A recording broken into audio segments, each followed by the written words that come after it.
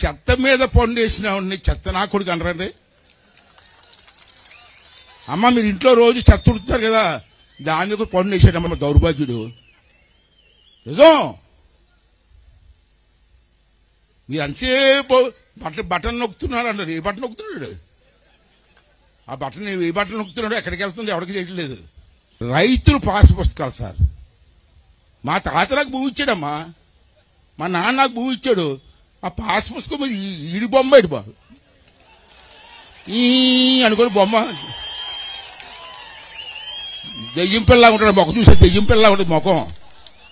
ఆడు మన పాస్ పుస్తకాల మీద, మా బాబు ఇచ్చిన పుస్తకాల మీద ఈడి బొమ్మ ఏంటమ్మా? మళ్ళీ సర్వేరాలు మన పొలం చుట్టూ సర్వేరాలు వేస్తున్నాడు. ఆ సర్వేరాయి మీద కూడా దిష్టి బొమ్మ ఫోటో. ఇంకోటి ప్రమాదం వస్తుంది సోదరులారా. ఇప్పుడు మనం భూమి కొంటాం, 6 ఎకరాల భూమి కొంటాం, డబ్బులు ఉంటాయి. ఆ భూమి మనం రిజిస్ట్రేషన్ చేసుకుంటాం. రిజిస్ట్రేషన్ హౌస్లో ఒరిజినల్ మనకి ఇవ్వడట, జెరాక్స్ కాపీ ఇస్తాడట. ఒరిజినల్ మన భూమి మీద ఆడొక్కేటమ్మా సార్. ఎక్కడైతే మోసం జరుగుతుంది సార్, చూడాలి పెద్దలందరూ కూడా.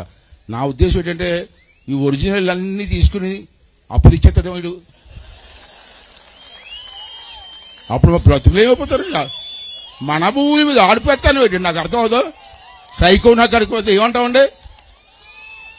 ఈ చెత్త నా కొడుకులందరూ కూడా రాష్ట్రాన్ని చెత్త చేస్తారమ్మా.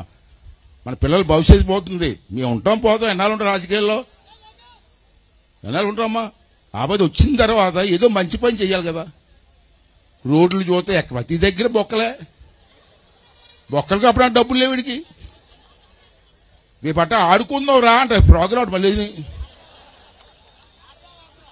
ఆడదాం ఆంధ్ర అంట 20 రోజుల ప్రోగ్రాం.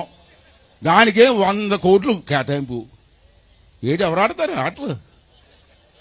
రోజు ఒక పక్కన ఈడికి ఒక పక్కన కూడా బంతులు కూడా ఉంటారు. అలాగా ఎలా ఇష్టం వచ్చిన చేస్తారమ్మా. దయించి సోదరులారా, సోదరిమణులారా, యువకులారా ఒకసారి ఆలోచించండి.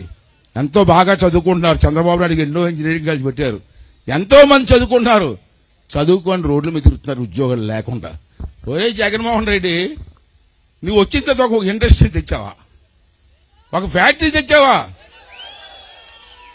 ఉన్న స్టీల్ ప్లాంట్ అమ్మేస్తా ఉంటే నోరు మూసావు. ఇప్పుడు నువ్వు మాట్లాడేవా? ఉన్న ఫ్యాక్టరీలు పోతున్నాయి పక్క తెలంగాణ దేశం. సిగ్గులేదా నీకు ముఖ్యమంత్రి గారు చెప్పుకోవడానికి? బీసీలకి రాజకీయ అధికారం ఇవ్వాలా, ఇచ్చి తీరాలని చెప్పి మొట్టమొదటి నిర్ణయించిన మహానుభావుడు తెలుగుదేశం పార్టీ నాయకుడు ఎన్టీ రామారావు గారు. దాన్ని చంద్రబాబు నాయుడు ఫాలో అవుతున్నారు. రేపు రాబోయే రోజుల్లో మన యువ నాయకుడు కూడా ఫాలో అవుతారు. దాంట్లో అనుమానమే లేదు. అప్పటి వరకు బీసీలు అంటే సేవకులుగా ఉన్నాం మనం. అటువంటిది ఎంతో మందిని ఎమ్మెల్యేలని, ఎంపీలని, మన స్థానిక సంస్థల్లో రిజర్వేషన్లు కల్పించిన మహానుభావులు కల్పిస్తే కొన్ని వేల మందికి బీసీలు రాజకీయాలకు వచ్చే అవకాశం మహానుభావుడు కల్పిస్తే ఈ దుర్మార్గు నా కొడుకు, సైకో నా కొడుకు ఆ జీవోను రద్దు చేసి సుమారు కొన్ని వేల మందికి బీసీలకి పదవులు లేకుండా చేసినాడు దుర్మార్గుడు. ఈడన్ని మాట్లాడతాడు. ఇప్పుడు అంటాడు నా బీసీలు, నా ఎస్సీలు అంటాడు. ఏది నా ఎస్సీలు అసలు ఏదో చేసేవాడు అడుగుతున్నాను. ఇవాళ మొన్న ఎవడో మాట్లాడుతున్నాడు. జగన్మోహన్ రెడ్డికి ఎందుకు ఓటు వేయాలో చెప్తాడటాడు. అసలు ఎందుకు ఓటు వేయాలి రా అని అడుగుతున్నాను నేను. ఏం చేసి అడుగుతున్నాను? ఈ రాష్ట్రానికి రాజధాని లేకుండా చేసినటువంటి దుర్మార్గులు రా మీరు. నీకెందుకు రా ఓటు వేయాలి? మేము బీసీలకి ఆదరణ కార్యక్రమం పెడితే చంద్రబాబు నాయుడు గారు ఎంతో మందికి నీకు ఏం కావాలని చెప్పి అడిగి మరీ ఇచ్చాం. మనం మీ అందరికీ తెలిసే విషయం. అడిగి మరీ ఇచ్చాం. మత్స్యకారులకు కానీ, యాదవ కులస్తులు కానీ చాలా ఉన్నాయి. మన బీసీలు చాలా కులాలు ఉన్నాయి. అందరికీ కూడా పేరున అడిగి చంద్రబాబు నాయుడు ఇస్తే ఏమంటే ఆదరణ కార్యక్రమం అమలు చేయవచ్చు కదా. తీసి పారేశాడు. చంద్రబాబు ఇచ్చాడు కాబట్టి తీసి పారేశాడు. ఏడిచ్చావు నువ్వు?